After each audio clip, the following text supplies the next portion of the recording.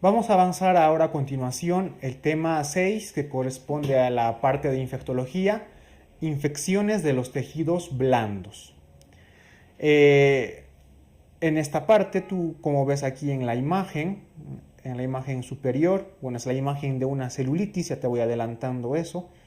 Al hablar de tejidos blandos vamos a estudiar de una manera sistemática, es decir, desde lo más superficial hasta lo más profundo, es decir, desde la piel, tejido celular subcutáneo, fascia y por último músculo. ¿Sí? Entonces de esa forma vamos a sistematizar el estudio. Bien, entonces vamos a comenzar.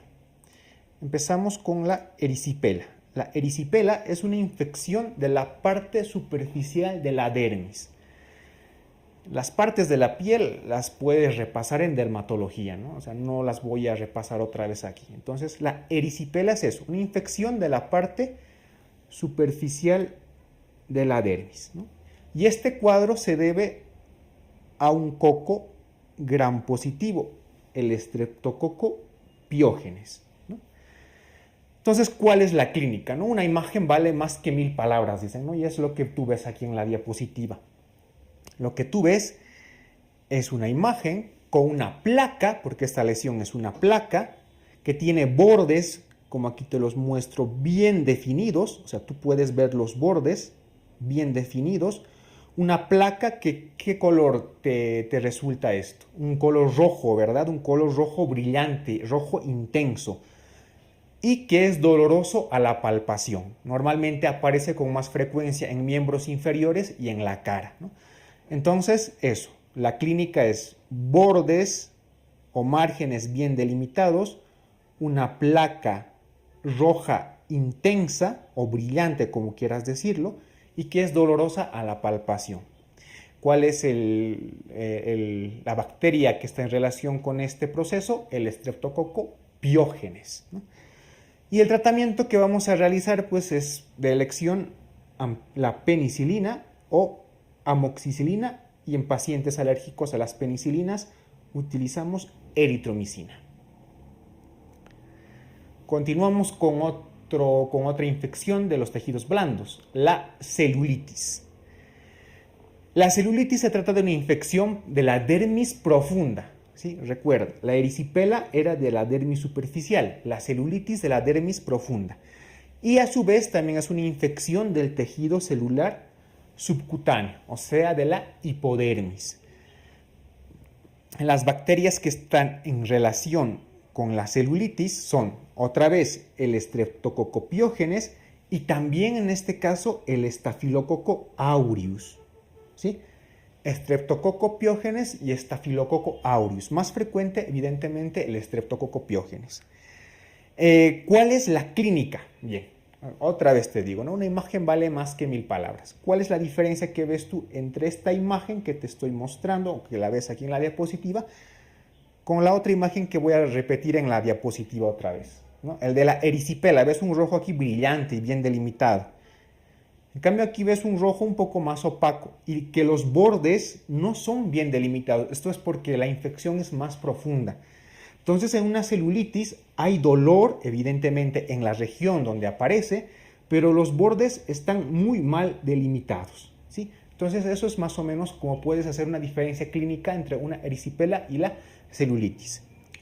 El tratamiento. En el tratamiento vamos a utilizar antibióticos que puedan cubrir a Streptococcus pyogenes y a Staphylococcus aureus.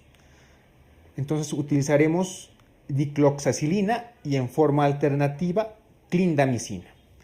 Aquí quiero que hagas recuerdo un poco lo que te he mencionado en el tema de antibióticos. Hay Staphylococcus aureus que son resistentes a las meticilinas, por lo tanto son resistentes a la mayor parte de los betalactámicos. Entonces, si estamos frente a una celulitis en el cual hemos descubierto por un estudio microbiológico que estamos frente a un SARM, el Staphylococcus aureus resistente a la meticilina, no utilizamos dicloxacilina, vamos a utilizar directamente vancomicina. Hay unos casos especiales de celulitis que se producen por la mordedura de perros o de gatos, y en este caso el tratamiento va a ser amoxicilina más ácido clavulánico. Estas celulitis por mordeduras las vamos a ver más específicamente en el tema que está dentro de infectología, que es mordeduras de animales.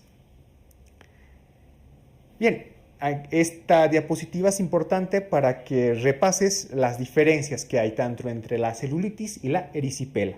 Repasando, la localización de la erisipela es la dermis superficial, de la celulitis, dermis profunda y tejido celular subcutáneo.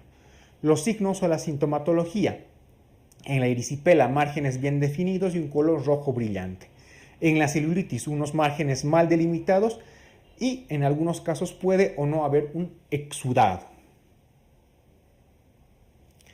Vamos a continuar con otra infección de tejidos blandos, en este caso una que afecte a la unidad foliculopilosa de la piel, ¿no? Las famosas foliculitis. ¿Quién no ha tenido alguna vez alguna foliculitis, no? Creo que todos hemos tenido y todos más o menos ubicamos más o menos cómo puede ser la presentación clínica de la foliculitis. Nuevamente te repito, el germen que está mayormente implicado con esta patología es el Staphylococcus aureus, ¿sí? Entonces, si hablamos con más propiedad, decimos que se presentan como pústulas con una distribución folicular, ¿sí? Como aquí tú ves en la imagen, ¿no? Son pústulas con una distribución folicular. Las foliculitis crónicas se observan en el acné vulgar, evidentemente, y la foliculitis difusa solamente se observa en dos casos. Una infección por Pseudomonas aeruginosa, en la famosa foliculitis de piscinas, ¿sí?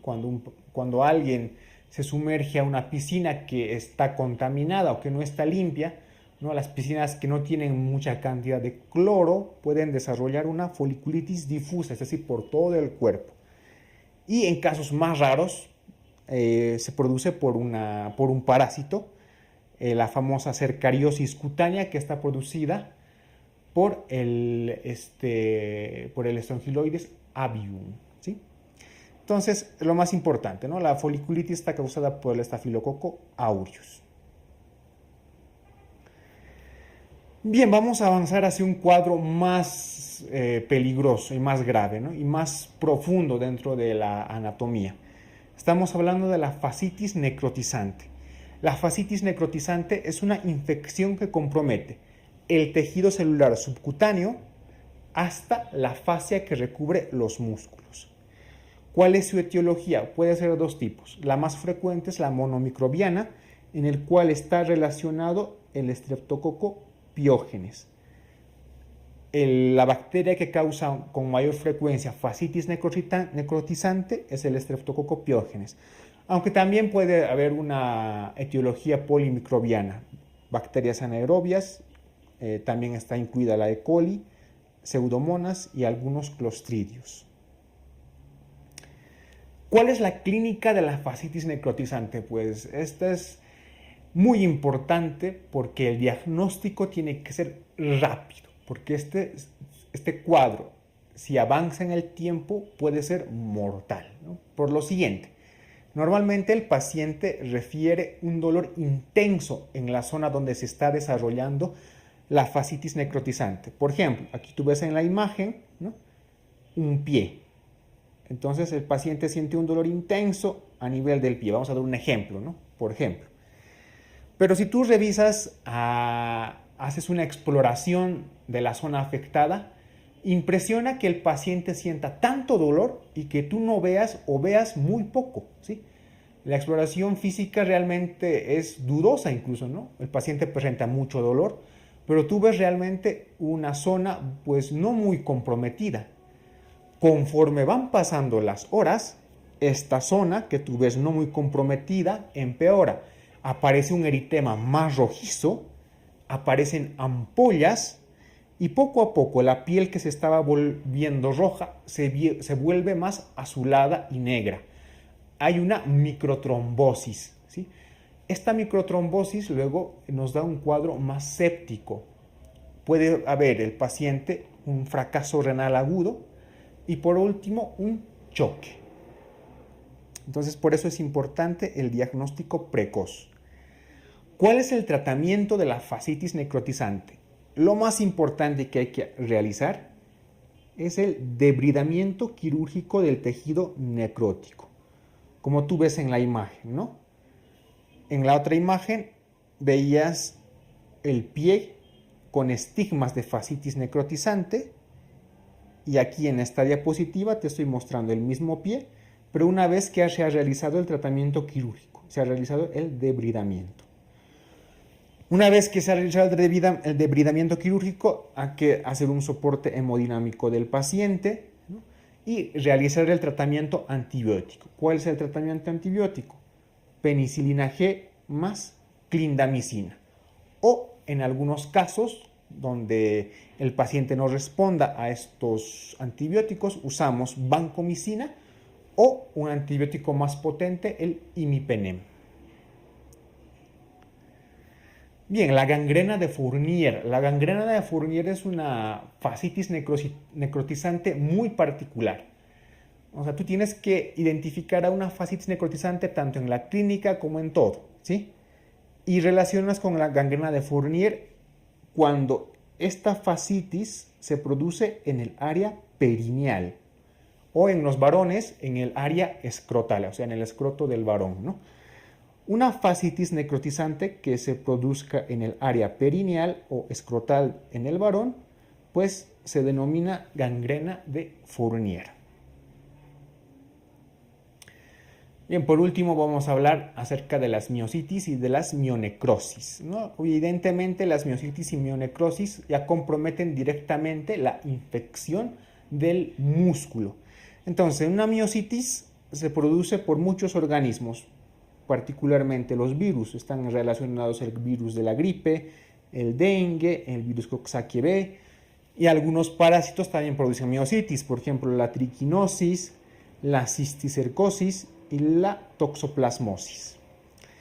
Dentro de las bacterias, el que con más frecuencia produce un cuadro que se llama miositis primaria estreptocócica necrotizante es precisamente el Streptococcus pyogenes. Muchas veces el cuadro de una mionecrosis necrotizante se puede combinar con el de una fascitis necrotizante, ambos producidos por el Streptococcus pyogenes. Entonces, en este caso estamos frente a un síndrome tóxico estreptocócico. Una forma de mionecrosis particular es la famosa gangrena gaseosa, ¿no? Es una forma de mionecrosis, pero que está producida por Clostridium perfringens o el Clostridium septicum.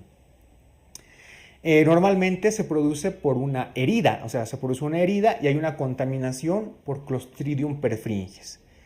Y en algunos pacientes hay una diseminación espontánea hematógena de la infección, sobre todo cuando hay infecciones por Clostridium septicum.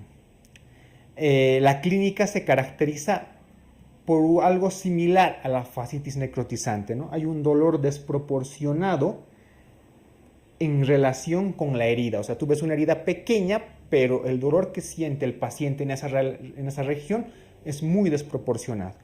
Igual que en la fascitis necrotizante, ¿no? Rápidamente van a aparecer ampollas, hay exudación de la herida. Y lo más característico y lo más importante y lo que tienes que subrayar para diagnosticar una gangrena gaseosa es la aparición de gas. Pero esta aparición de gas, ¿tú cómo la vas a evidenciar? Mediante la palpación. Tú palpas la herida y hay crepitación, ¿sí? Hay crepitación a la palpación. Si tú palpas una herida y hay crepitación, es que dentro de la herida hay la aparición de gas. Y esto es un estigma muy propio de la gangrena gaseosa. ¿Cuál va a ser el tratamiento? Al igual que en la fascitis necrotizante, este es un cuadro grave, ¿sí? Entonces, lo primero que haremos es un debridamiento quirúrgico de la región donde el paciente esté afectado, donde veamos la herida, ¿no? Y posteriormente cobertura antibiótica.